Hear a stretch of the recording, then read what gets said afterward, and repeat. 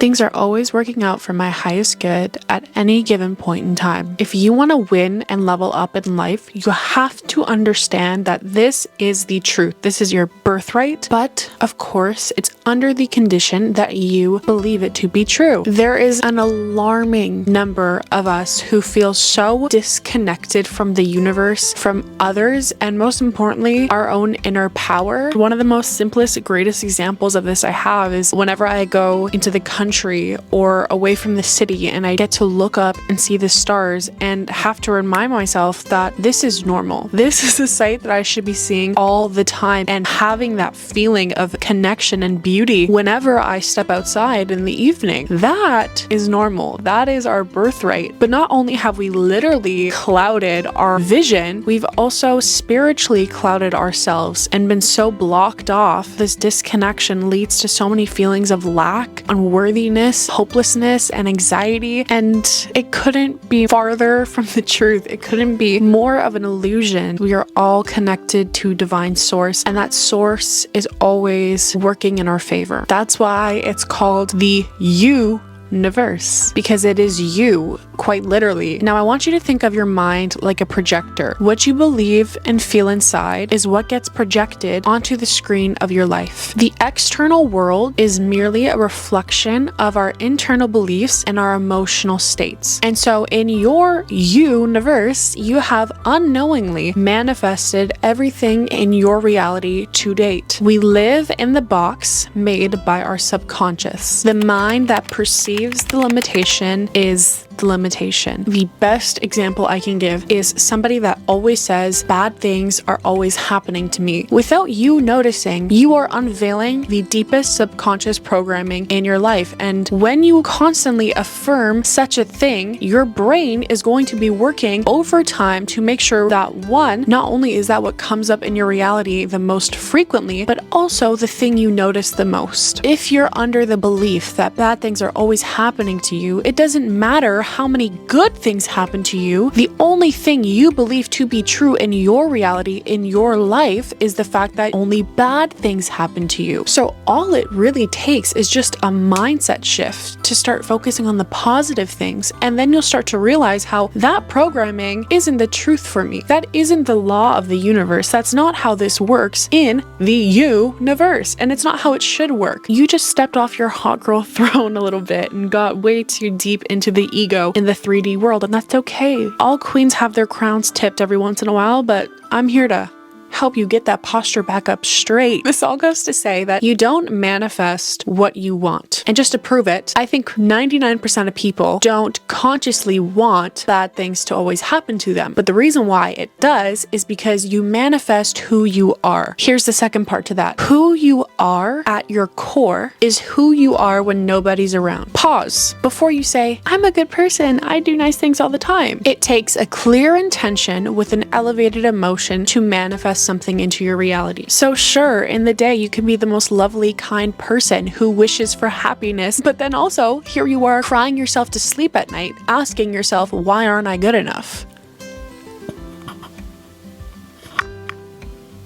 You crying yourself to sleep with your body stuck in the past, repeating negative experiences over and over and over again, constantly reliving that through your head, creating new scripts for that movie, projecting that on your screen, that is your deepest emotion. Therefore, that is who you truly are at your core. No wonder bad things always happen to you. It's because you are manifesting exactly who you are. And who you are, which isn't true, seems to be a very broken, insecure human being who does not feel worthy. This is also the reason why a lot of people ask, why do good things always happen to bad people? That seems to be the conversation going around. And so this is now where I argue, as somebody that also felt like they were in this position at one point in my life. The good people that constantly have bad things happen to them are usually overcompensating for a lack of love or worthiness they wish to feel and try to find in others. You could think they're the greatest, nicest person, and I can take a guess that they're probably very easy to deal with, very compliant. In other words, probably a people pleaser or a pushover, and they will selflessly give the shirt off their back to everybody else. And in reality, who they are at their core is somebody that has self-deprecating tendencies, is somebody that is addicted to self-harm. Self-love without boundaries is self-harm. These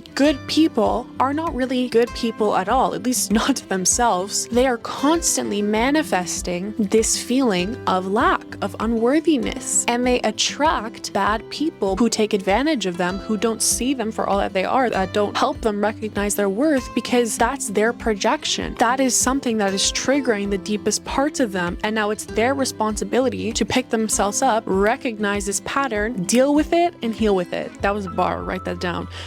These are also the type of people, again, myself included, that said, for once I wish somebody would appreciate my presence enough to fear or recognize my absence. I spent so many years of my life being a people pleaser, loving others more than I loved myself. In the end, any of the relationships that I've had that I've poured that much energy into have never lasted. They've never been successful. In the end, the people that I poured the most love into ended up not only hurting me the worst, but treating me the worst as well. And it wasn't until I said, okay, enough is enough. I need to start pouring all of this love and energy into myself in order for me to feel okay, in order for me to feel happy. And that's exactly what happened. I manifested this really deep and dark reality for myself until the trigger got so bad, I hit rock bottom and then was backed into such a corner where I couldn't hide from the truth anymore. That I was the one causing myself harm, that I was the one causing myself suffering, that I really didn't know who I was, and that all this confidence that I thought I had, all of this goodness in my heart that I thought I had, was really just an illusion from the fact that I am neglecting myself time and time again, trying to play the nice girl because I deep down want to be liked. I deep down want to feel like I am loved and fit in. More specifically, I had a lot of problems growing up with mainly girlfriends because I have always been very loving and supportive towards women, and a big part of my soul journey, I think, is helping women, obviously. And so I gave a lot of time and energy and confidence and encouragement to other women, and I never got met with that love back. Relationships always felt very catty or competitive, and once again, it never felt like it was something coming from my end. I just felt like if only these girls could see the real me, if only they weren't blinded by jealousy or thinking that I'm their enemy or whatever the case may be, like if only they saw the real me, they would accept me and want me to be their friend as much as I want to be their friend. Even though in my heart, in my mind, I did nothing to ever make them feel like I was a threat. I never looked at other women as competition. I never belittled any women. I never gossiped or talked bad about other people intentionally. I fought so hard to try prove this innocence to myself, this non-threatening presence and front to make other people feel comfortable, until I realized no matter what I did, it was never gonna change until I changed, because that was what I was manifesting. That was what I was projecting, that I could never find girlfriends. I was always just this victim who would get taken advantage of and played like a fool, and girls were always just gonna be jealous and cold to me. And so that's my life.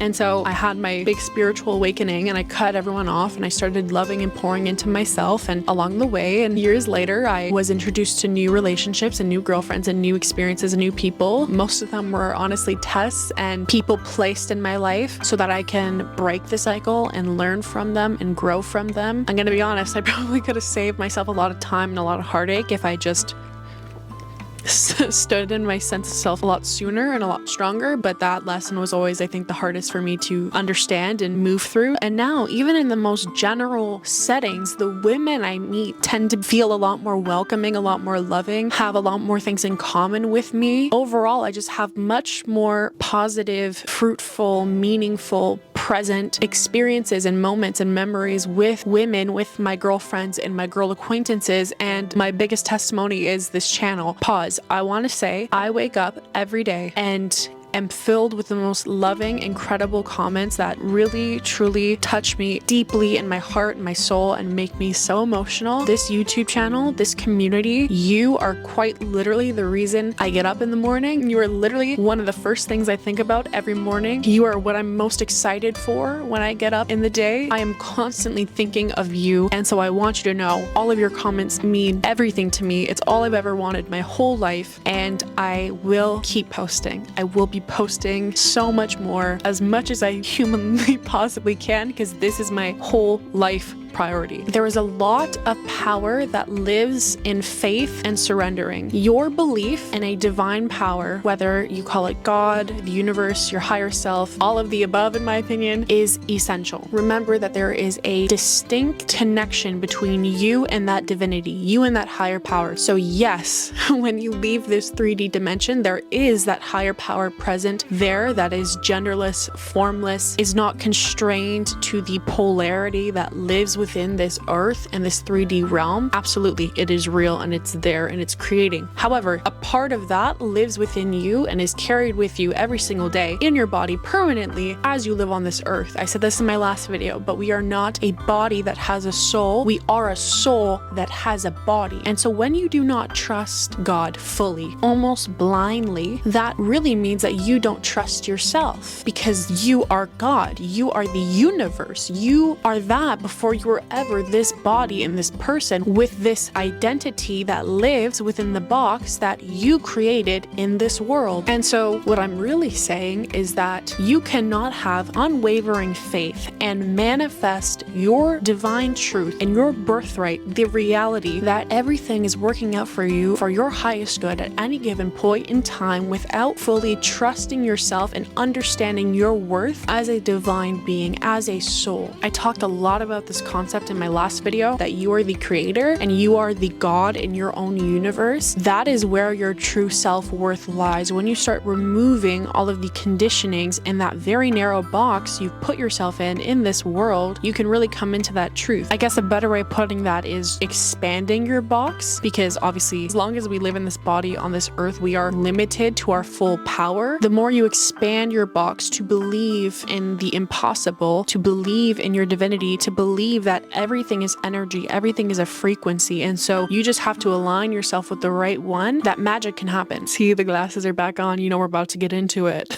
And when you start to do that, you also start to switch from this victim mindset of why is this happening to me, to the creator mindset, and rightfully so, and start saying, how is this happening for me? Stepping into the creator mindset requires self-awareness and a willingness to take responsibility for your life. I said it before, I'm gonna say it again. A lot of the times, the things that happen to you in your life are not your fault, but they are absolutely your responsibility. And at first, your ego can feel very triggered by this truth that you have manifested everything in your reality, or you are the only one in control of your reality. Therefore, all the bad things that you don't want to happen to you have happened because of you. Yes, that can suck a lot at first, but then I truly feel like it's so liberating, because you realize literally nothing anyone says or does can harm you or affect your reality unless you let them. The movie that plays on your projector screen is entirely up to you. You are the main star, you are the director, you are the producer, you are the script writer, all in one. And so the only way somebody can affect you, whether negatively or positively, will only happen if what they are saying is a value you already hold with deep emotion in your subconscious. This is the analogy I used in my last video. I can come at you right now and say, I hate your green hair. It's so ugly. It makes you look horrendous. Get rid of it right now. But chances are that probably doesn't affect you, because I take it most of the population doesn't have green hair. And if you have green hair, it's probably because you like the idea of having green hair and you like the way it makes you feel. So it doesn't matter what I think of your green hair. You like your green hair, or you don't have green hair, so it doesn't matter. Either way, there is no value in your subconscious that you hold deeply that says, I have green hair that I don't like. It makes me feel insecure. It makes me feel so and so way. Now, if I said to you, you look fat, or you look ugly, or you're dumb, you're not well spoken, those are all things that might feel a little more real to you. Those are all things that might sting a little more because that's something that lies deep in your subconscious. Now you have to ask yourself why. Yes, like I said, you are in control of allowing those conditionings to be attached to your reality and your identity, but we do not come onto this earth as a fully formed adult who can make fully formed decisions for ourselves. We come onto this earth dependent on our parents, our guardians, our teachers, our society, our friends and family to help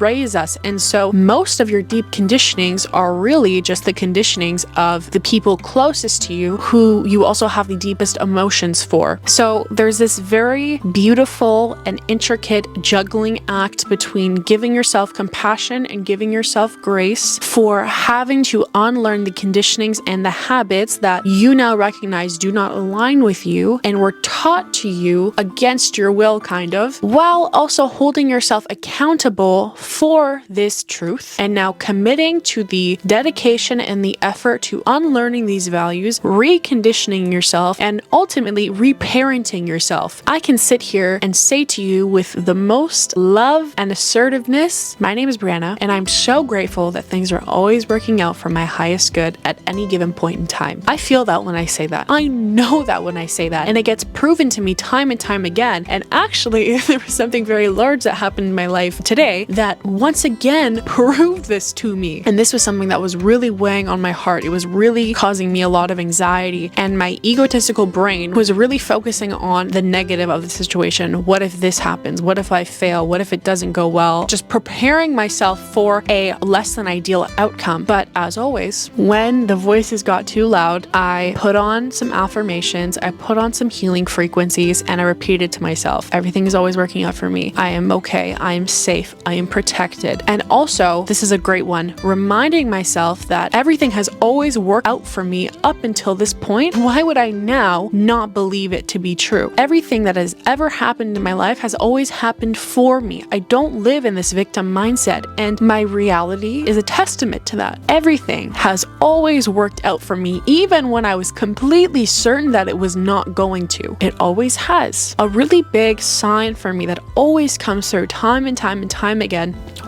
it's getting deep, is that I am so spiritually and divinely protected. I am more protected than I will ever be able to comprehend and conceive. That is the truth, that I have this incredible spirit team behind me, these angels that work so incredibly hard to make sure that I am who I'm meant to be, that I'm on the path I'm meant to be, that I'm connected to my highest self. I feel them right now. It's overwhelming at times how much love and protection I really do have behind me. And time again, my ego doubts that. I have that voice that goes in my head. The only difference is that it's not a subconscious conditioning I have. I truly do believe I deserve the best in life. I don't deserve to struggle immensely for the things I want. I fully believe that I am meant to have everything I deserve. I'm meant to do all the things I wanted to do. I'm meant to live in the highest abundance, with the most love, with the most success, with the most opportunity, with the most experiences. There's no doubt in my mind. And it's going to continue to happen for me. It is what it is. I have no plan B if things go sideways, because it will not go sideways. I know in complete certainty that everything is working out for me at any given point in time for my highest good. So even though I'm human and I have doubts, it's never what actually comes true, because those voices don't have that deep emotion and clear intention attached to them. They're just thoughts. When the voices get too loud, just know you're not speaking from the heart. And so I can acknowledge that I have moments where I'm not speaking from the heart, and that's completely okay. But in those moments, I know exactly what to do to bounce myself back so that I can continue to live in this reality where everything is working out for me. I have this unshakable, undeniable sense of self-worth. And so it doesn't matter what anyone says to me. It doesn't change the fact that this is my truth in my universe. In addition to that, the people that I can only imagine have so much to say about me do not even exist to me. That's a TikTok sound. You don't even exist to me. Like, they don't. They're not in my reality. It's actually difficult for me to manifest those people around me because I am so tapped the F in. I'm so locked into this truth. I just simply do not manifest anything that proves otherwise to me. Once you ascend to a higher dimension, to the spirit realm where your higher self lives, where your subconscious lives, where your crown chakra is directly connected to, there is no separation in that realm. There is no such thing as good and bad, love and hate. The only difference between between love and hate, and this is why they say there's a fine line between love and hate, is the rate at which they vibrate. And so you have this chart of all of the emotions, and the lowest frequencies are obviously the more what we call negative or bad emotions. It's not good or bad, it just has this certain level of frequency. And the more you practice gratitude, the more you practice mindfulness, the more you practice meditation, the more you show yourself that you're loved and safe and lucky and deserving of all things, you start ascending to a different, higher frequency, higher vibration, and you start to access these really deep and powerful emotions like love and gratitude very easily, and that becomes your baseline. That becomes the frequency at which you vibrate at the most. And so whenever I'm upset or anxious or experiencing a lower frequency, I'm only experiencing it for really like 5 minutes. There's not many things in life that get me truly mad where I stay in that sense of anger and that frequency for a long amount of time. And it's nearly not enough time to do any damage to my body, because as we know, we manifest our whole reality. So it's also your thoughts that make you sick. Stress is a symptom found in 99% of illnesses. If you constantly are sending this low frequency energy towards even a specific part of your body, like if you have back issues or stomach issues or thyroid issues, that spiritually all means something different and has to do with some kind of subconscious programming or trauma or conditioning that you have and has just gotten so bad you physically manifest that, okay? The Body Keeps the Score. That's a brilliant book I have yet to read, but the title already in itself does so much for me. And I'm gonna link a really powerful, if I can find it, Louise Hay podcast that talks about all the specific body parts and what they mean. Anyway, back to my original point. This video is not all about me, but in a sense it is, because in the higher plane, you and I are not separate. I know here there's a very convincing illusion that everything is separate, but it's not. You and I are the same. Christ, divine consciousness, we are just experiencing that oneness in different bodies, in different eyes. And so the reason why it's not just simply all about me when I talk about my life experiences is because it's also you. And what you take from this video will be what you're in alignment with. I was just watching a video getting ready from Narrow Knowledge, which I will also link down below, because watching him is like watching myself almost. Like I learn a lot from him, but I also listen to him and complete his sentences before he speaks. And I audibly am like, yup,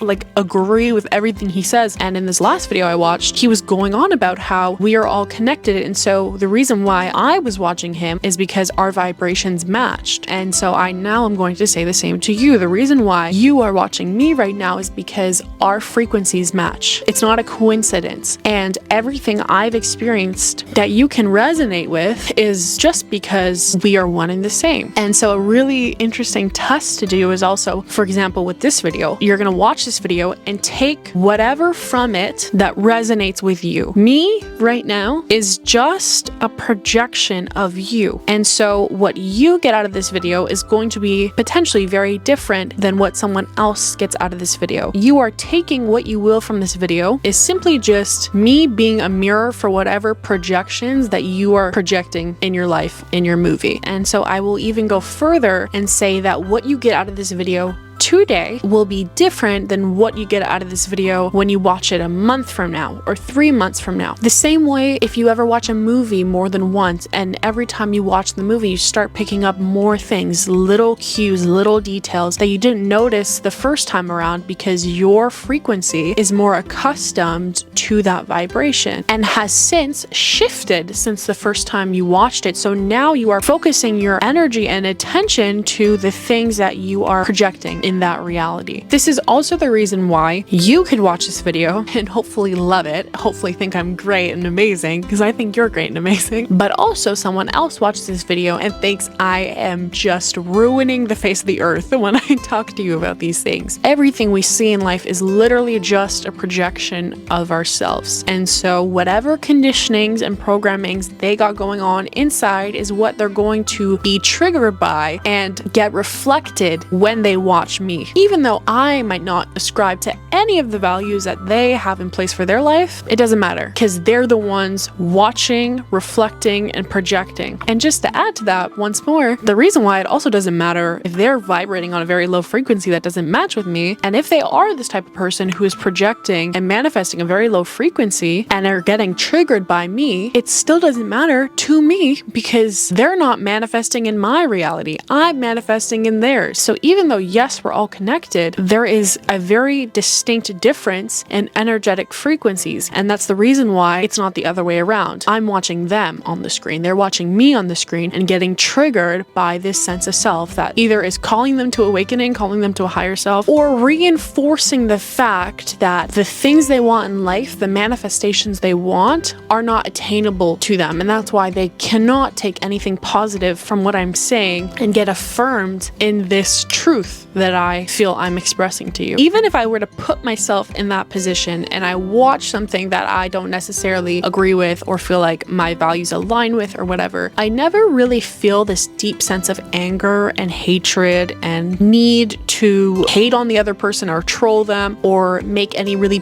personal, insultful comments. I've never once had that urge and that desire. And that obviously is just a projection of the fact that at my core, I am a being of love and light and I don't wish harm on anyone. And I don't feel like I have this victim mindset. And I know that everything's in my control and everything's a projection and a trigger. So I'm fully in control of my reactions to things. And so I've never once felt the need to leave a hate comment. That is just a continuous practice and mindfulness of emotionally regulating myself and understanding my triggers and where I can come back into my higher self, when I can return to myself, really ground myself and choose not to react. And it's like Neo in the ending of The Matrix when he's in the fake real world, in the Matrix world, and he's looking around seeing all these people, but underneath can see who's basically like a bot. And so basically what I'm trying to say is learn how not to see people, but see frequencies, see souls. Constantly getting in that continuous practice of whenever I feel triggered, one, not taking it personal, but two, not making it personal for the person hurting me, because I try to look past that and see the frequency. Instead of seeing someone that's hurting me, I see a hurt child, the version of themselves that got taught that it wasn't okay to love, it wasn't okay to show your emotions, that doesn't understand a healthy dynamic between parent and child or romantic partner. I really do my best to go deep within the soul of that person and understand why they're acting in this way potentially. And once you really start to get in that habit, it becomes a lot harder. I felt my shoulders drop.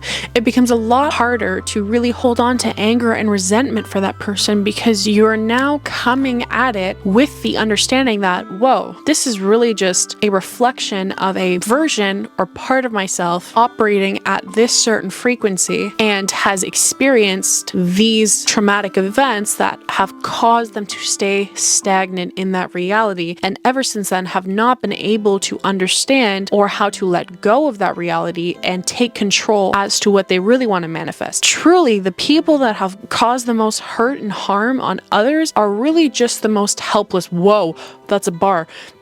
Are really just the most helpless people, because they've been beaten down so much by society, by their parents, just years and years and years of generational trauma and conditionings, and don't have the tools, have the knowledge, or the control to break free from those habits, those patterns, and the conditionings. And as we know, the control part is completely a lie, but to them, they've never been given the advice that I'm telling you in this video. How would they know any different? How would they know any better? You cannot blame someone for being the villain. Oh, don't get me started. You cannot blame someone for being the villain in your story when in their story, they're the victim, they're the broken. No matter how open, peaceful, or loving you are, others can only connect with you at the depth they've reached within themselves. As Carl Jung once said, everything that irritates us about others can lead us to an understanding of ourselves. People's capacity to meet you with understanding, compassion, or vulnerability is limited by the inner work they've done on their own soul. You can offer all the light and love in the world, but if someone hasn't ventured into their own shadows, they will only be able to meet you on the surface. This is a profound truth about human relationships. The depth of connection is not just about what you bring, but about how deeply the other person has explored their own heart. It is the essence of clarity, understanding that while you may strive for connection, others can only offer what they found in themselves. Accepting this can bring peace, for you realize that everyone's journey is their own, and sometimes they simply haven't gone deep enough to meet you where you stand.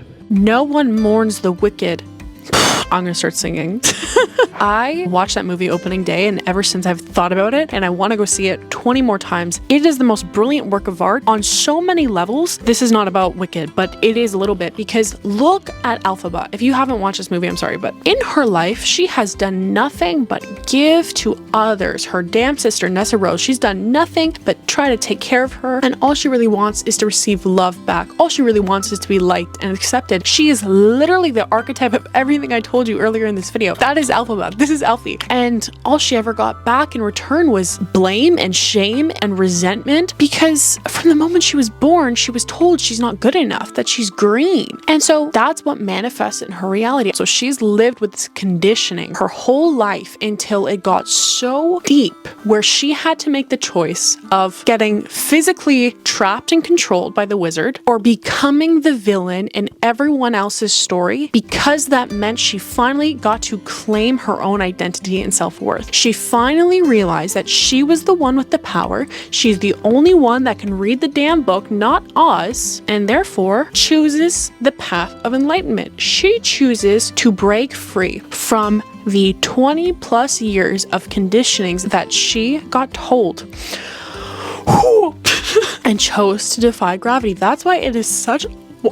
Girl, I cannot be talking about this. I love Wicked too much. That is why Defying Gravity is such a powerful, moving song. I literally cannot get through it without crying, because it is the cathartic moment that I wish everyone got to have in life, where they said, I'm not the victim, I am the creator of my story. And that is such a powerful truth to come into. And once you fully sit in that, it really does not matter how others paint you out to be, because you know it's just a projection. And so it's not real. It's not your truth. Whew. I'm holding space. Hold on. I need to hold space for this moment. It's overwhelming. Oh my goodness. Once you start to just take control in the fact that you can turn the dial and switch on that different frequency, things are going to start happening for you. That's a lie, because things are always happening for you. You're going to start to notice that things are always happening for you, and that all of those things also just so happen to be lucky, to be the best case scenario, to be what's meant for you, what's on your highest path, what's your soul calling, what's getting you to where you need to be, what's your destiny. I see a lot of people say if something is truly meant for you, it's never going to pass you. Yes, I do believe that there are predetermined cycles and missions and achievements that you sign on your soul contract before you come to Earth, basically. But at the same time, we have free will. And like I said, we are source God energy, but we are experiencing it in a condensed, limited form in the 3D world. So you have free will and choice as much as you have destiny. And so what I'm trying to say is basically, yes, if it's meant for you, it's not going to pass you, under the condition you are not steering yourself from that path. As long as you are keeping yourself in check, in line, following the yellow brick road, and not skirting off to Munchkin Land, it's going to happen for you. Yes, you are meant to do certain things in life, and that's why your soul feels called to certain things, certain places, certain videos like this. There's a reason why your soul gets called to them. It's because it's like your higher self being like, hello, you already have this on a higher frequency. Like, you're currently living this right now in a different reality. Switch the dial, tune in, but you won't get there unless you manually set that clear intention and have an elevated emotion with it. There are things out there so good you wouldn't know how to ask for them. Why is that true? Everything I've said up until this point, because you live in such a small little box that does not believe in the extraordinary, that does not believe in the highest possible form of frequency and magic that is your birthright. And so if you condense yourself constantly to this box, you will never know what it feels like to be successful, to be abundant, to have everything you want in the world. But if you start to tell yourself, you know what? There are things out there that I wouldn't know how to ask for. Universe, show me how good it can get.